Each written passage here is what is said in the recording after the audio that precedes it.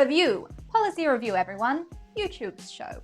So me and my other YouTube friends were very interested to hear at the beginning of September that YouTube had been fined $170 million by the FTC for illegally collecting the information of little children, like taking data from a baby. So I know you're thinking, it's just kids. Who cares, right? Well, the fine was only the first part of the settlement. The rest of it relates to changes that YouTube now has to make with how it collects data, and it could potentially affect all of us. First point, the fine. $170 million for the second most visited website on the planet is a drop in the ocean. I'm Shania to it all, it don't impress me much. I think it's pretty obvious that this had to stop. Even I know you shouldn't be illegally taking and selling the data of kids who are too young to give consent. YouTube is now required to not collect data from anyone watching kids' content. This means no more targeted ads on kids' videos. This is a huge deal and basically means bye-bye to the bottomless money pit that was unboxing videos and toy review channels on this platform. Commiserations to YouTube, but hey, at least you outlasted Airtasker and Uber in your rampant and unchecked money-making scheme. Kudos. Not serving ads on kids' content makes sense. In all other media, there are very strict guidelines about advertising to children that were definitely not being followed on YouTube.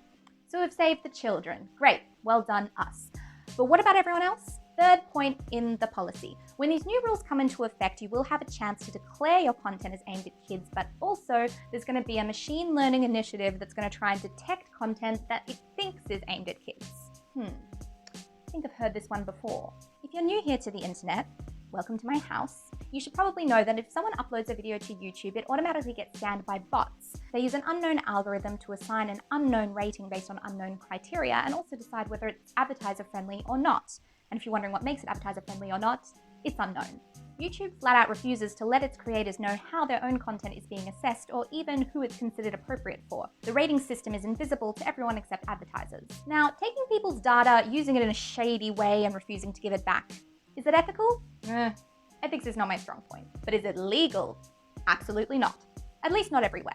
In Europe, they have something now called the General Data Protection Regulation, Article 15 of which works something like the Freedom of Information Act that we have here, but it also applies to companies. This means that in Europe, you can request all the data that any company has on you, and by law, they have to give it over. Guess what's not happening in Europe? There's really no functionality built into YouTube to even let you make a request like this, probably because YouTube is based in a country that doesn't have laws like this.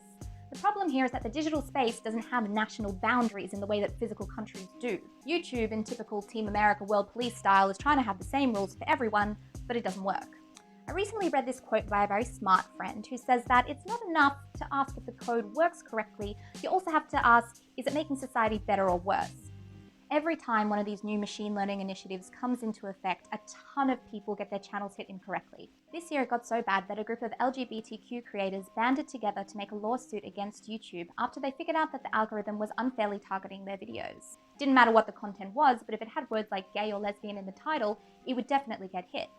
There's since been some pretty compelling evidence that the bots did indeed learn this behavior and would block those words and a host of random other ones, but it's going to be pretty hard to prove in court if the algorithm's a secret. So why all the secrecy? Well, a natural-born villain like me will tell you that the quickest way to get what you want is not by flaunting the rules, but rather learning them, because the quicker you learn the rules, the quicker you can work around them. This has been YouTube's excuse for years. Keeping the algorithm secret will prevent bad actors from exploiting it. Can you imagine if all of the laws in your state were kept a secret from you to prevent people from finding and exploiting loopholes? You can leave it on the shelf. I'm not buying it. There's no transparency. With the amount of footage that's uploaded to YouTube every minute of every day, there's never going to be enough humans to go through it all. So we need the algorithms, but we also need to tell people how they work. Can't believe I'm saying this, but you need to at least give people a chance to do the right thing. And when you know that your bots are flagging harmless words like gay, be honest about it, and look at the human behavior that caused that to happen. You keep treating it like a technical glitch, it's never going to be solved fully. Just some food for thought from your friendly internet villainess. Good luck with the lawsuit, Susan.